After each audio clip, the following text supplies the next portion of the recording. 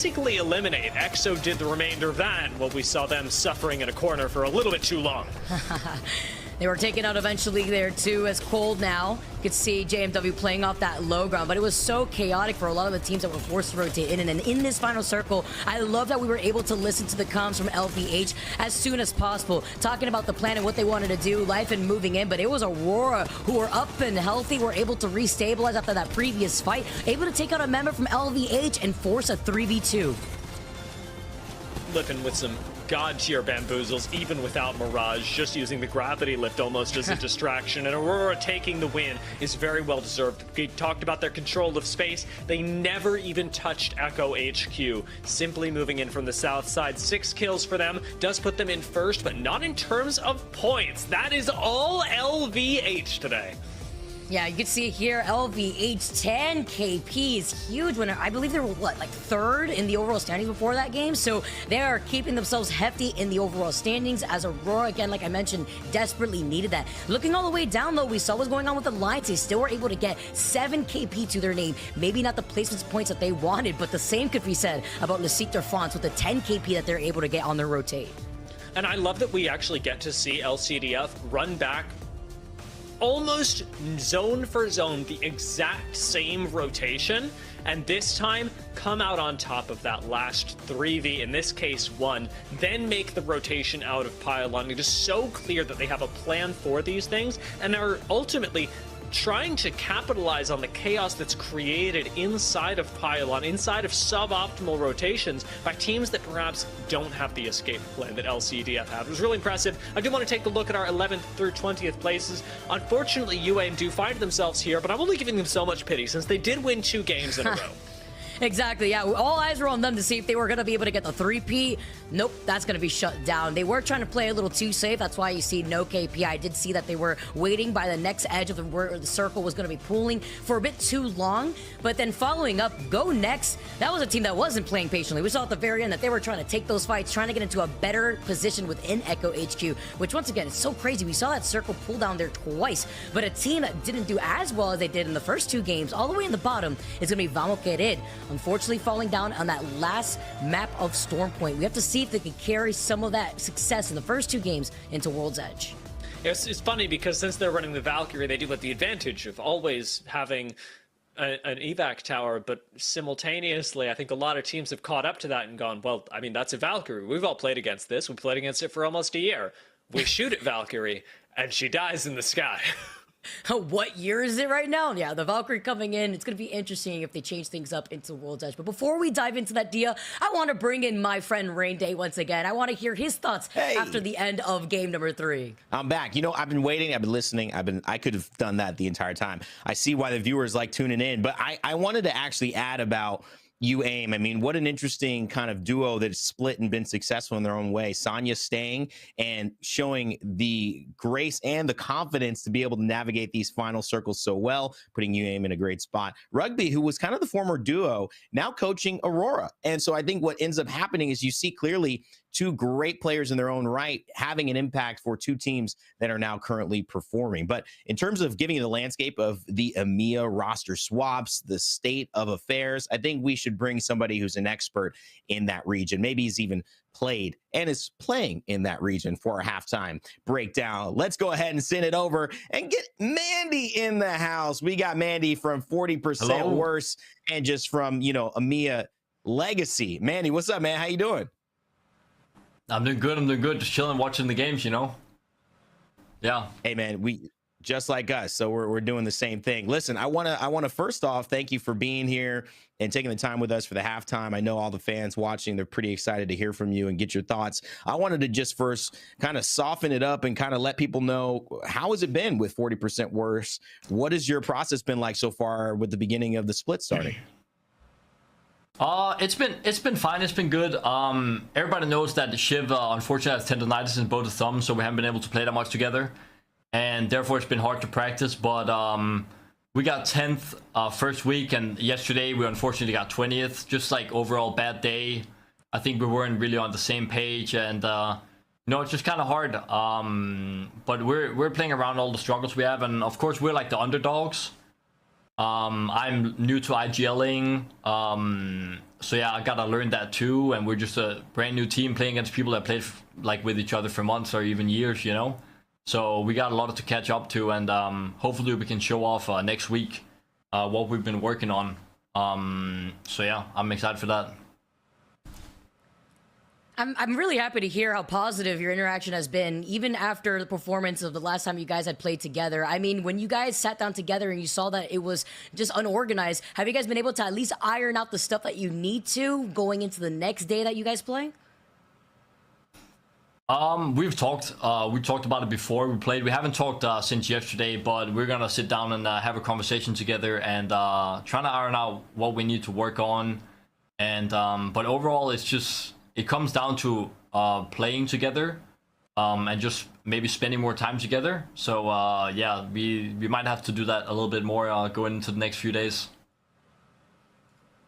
Now, some fans may know you not from your ALGS work, from your, again, incredible play over the past couple of days, but also from your content creation. And I want to know, getting back into competitive play, especially this year as you were inspired towards the end of last, how has that been for your schedule, for your workflow when balancing both improving in the ALGS and also still navigating a career as a content creator?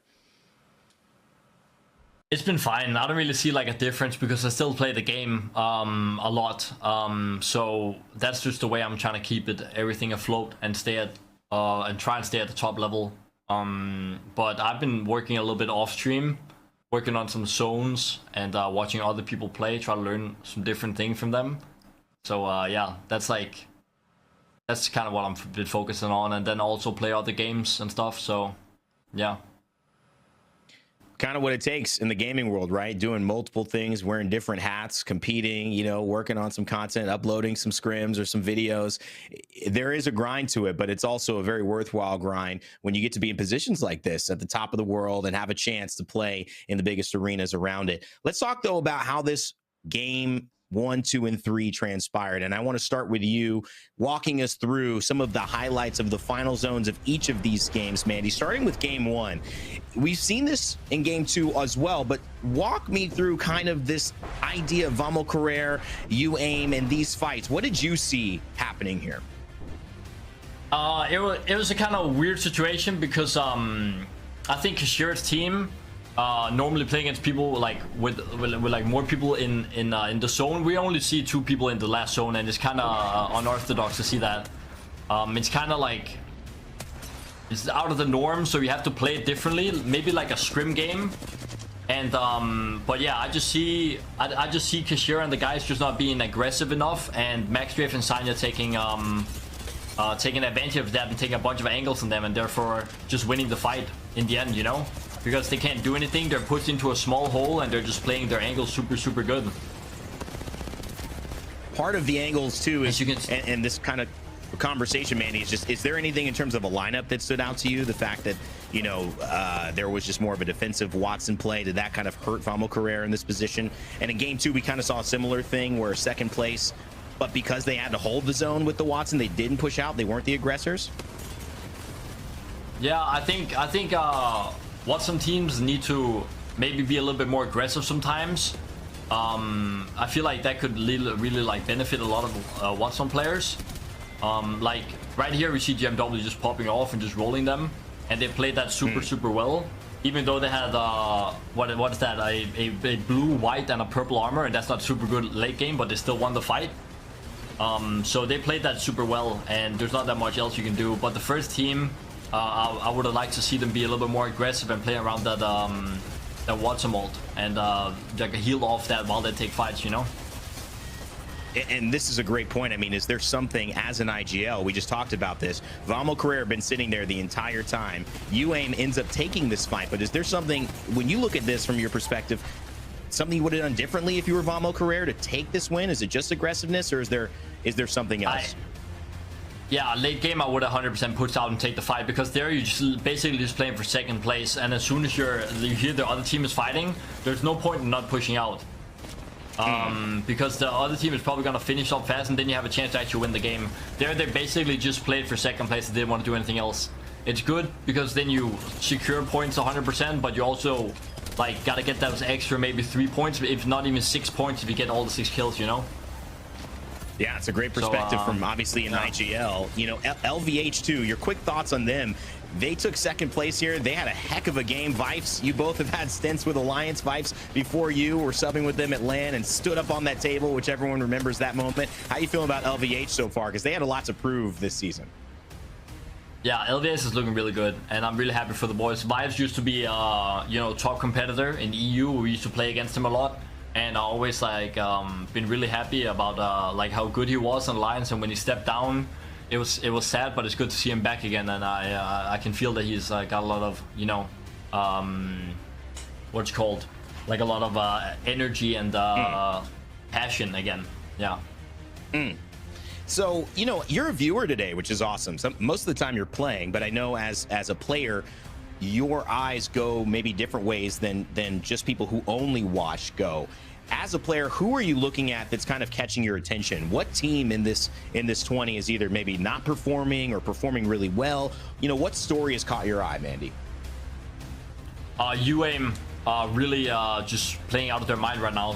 Two back-to-back wins. That's amazing to see. It's really hard to pull off just a normal win, and then getting 2 back-to-back is really cool to see. And they're playing it really well, also with a bunch of kills and stuff. So yeah.